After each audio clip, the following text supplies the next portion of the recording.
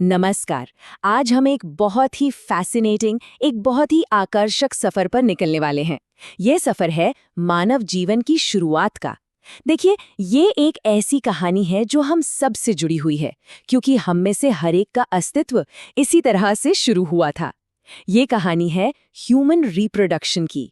तो ठीक है, चलिए इसमें गहराई से उतरते हैं। ये रहा हमारी आज की यात्रा का पूरा रोड मैप। हम सबसे पहले एक बड़ी तस्वीर देखेंगे, मतलब अ बिग पिक्चर। फिर पुरुष और महिला दोनों रिप्रोडक्टिव सिस्टम्स को समझेंगे कि वो इस कमाल के काम के लिए कैसे बने हैं। उसके बाद हम उन स्पेशल सेल्स के बारे में जानेंगे जो जीवन बनाते हैं। और आखिर में उस मंथली साइकिल को समझेंगे जो इस सब के लिए स्टेज सेट करता है। चलिए सब कुछ बहुत ही सरल तरीके से समझते।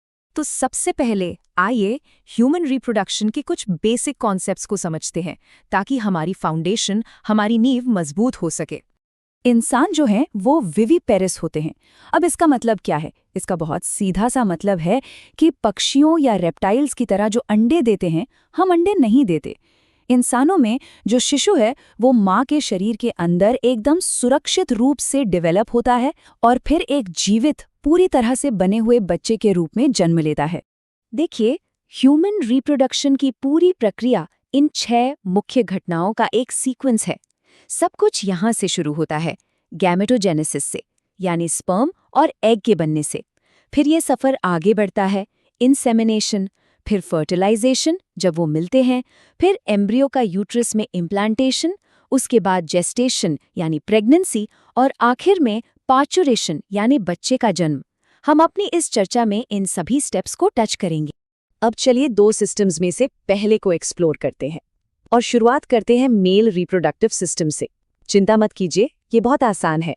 मेल रिप्रोडक्टिव सिस्टम जो पेल्विस रीजन में होता है, उसमें मेन ये 4 हिस्से होते हैं। एक जोड़ी टेस्टिस जो एक तरह से फैक्ट्री हैं, एक्सेसरी डक्ट्स जो ट्रांसपोर्ट के रास्ते हैं, एक्सेसरी ग्लैंड्स जो लिक्विड सपोर्ट देते हैं, और एक्सटर्नल जेनिटालिया जो डिलीवरी सिस्टम है। अच्छा, अब ये स्क्रोटम क्या है? स्क्रोटम एक थैली है जो शरीर के बाहर टेस्टिस को रखती है, और इसका सबसे जरूरी काम एक नेचुरल कूलिंग सिस्टम की तरह है।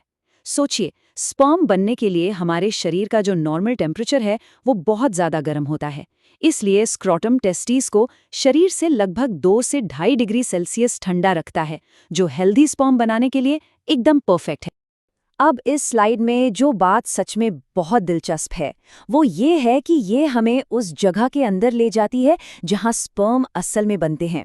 ये एक सेमिनिफेरस ट्यूब्यूल का क्लोजअप व्यू है, जिसे हम स्पर्म फैक्ट्री भी कह सकते हैं।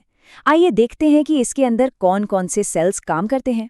तो इस फैक्ट्री में आप कह सकते हैं 3 तरह के मेन वर्कर्स हैं। पहले हैं मेल जर्म सेल्स जो डिवाइड होकर स्पर्म बनाते हैं। दूसरे हैं सटोली सेल्स जो इन जर्म सेल्स को पोषण देते हैं, मतलब एक सपोर्ट टीम की तरह। और तीसरे हैं लेडिग सेल्स जो एंड्रोजेंस नाम के मेल हार्मोन्स को बनाते और निकालते हैं। चलिए इसे स्टेप बाय स्टेप समझते हैं। ये एक स्पर्म का पूरा रास्ता है। यात्रा सेमिनिफेरस ट्यूब्यूल्स में शुरू होती है। वहां से ये रीटेड टेस्टिस नाम के एक नेटवर्क में जाता है। फिर वासा एफरेंशिया से गुजरकर टेस्टिस से बाहर निकलता है, एपिडिडाइमिस में मैच्योर होता है, वास डेफरेंस के थ्रू लंबा सफर तय करता है और आखिर में यूरेथ्रा के जरिए शरीर से बाहर निकल जाता है।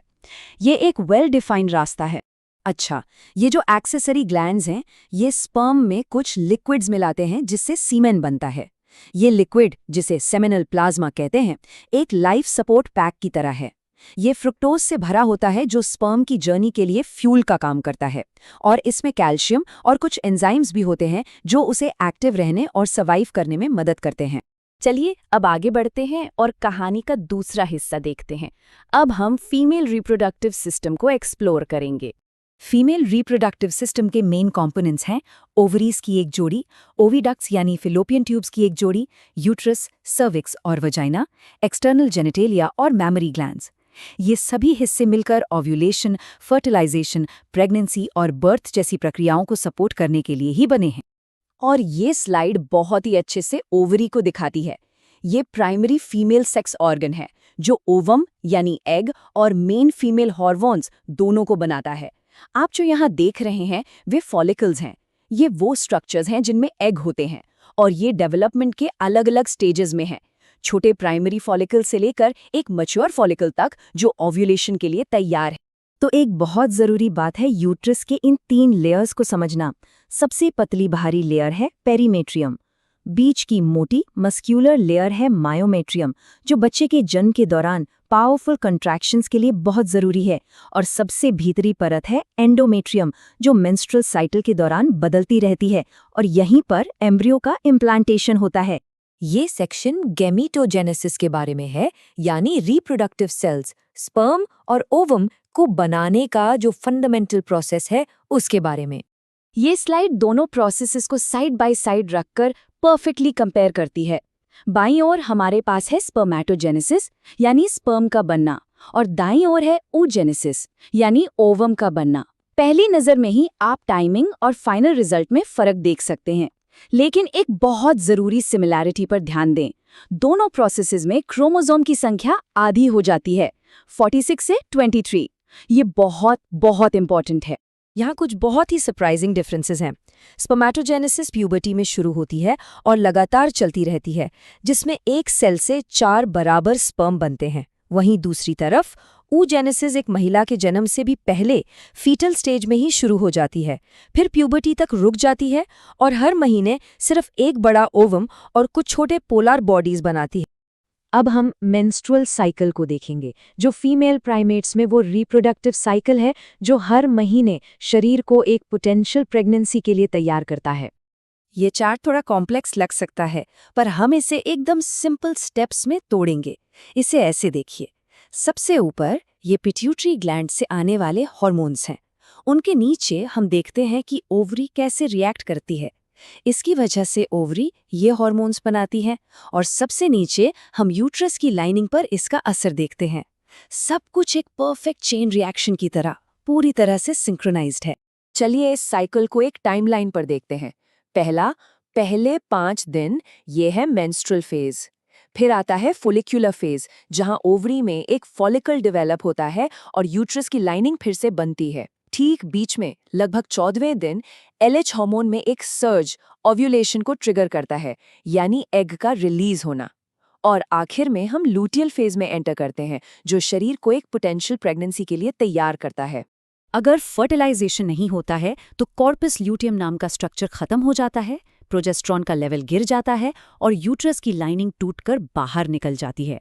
यही मेंस्ट्रुएशन है, और ये शरीर का सिस्टम को रीसेट करने का तरीका है ताकि अगले महीने एक नया साइकिल शुरू हो सके। चलिए, जो कुछ भी हमने आज सीखा है उसके मेन पॉइंट्स को जल्दी से रिवाइज कर लेते हैं। इंसान विविपेरस है, मेल सिस्टम स्पर्म बनाता है और डिलीवर करता है, फीमेल सिस्टम ओवम बनाती है और एक डेवलपिंग फीटस को नर्चर करती है, गैमेटोजेनेसिस इन स्पेशल सेल्स को बनाता है, और मेंस्ट्रुअल साइकिल प्रेगनेंसी के लिए एक मंथली हार्मोनल तैयारी है।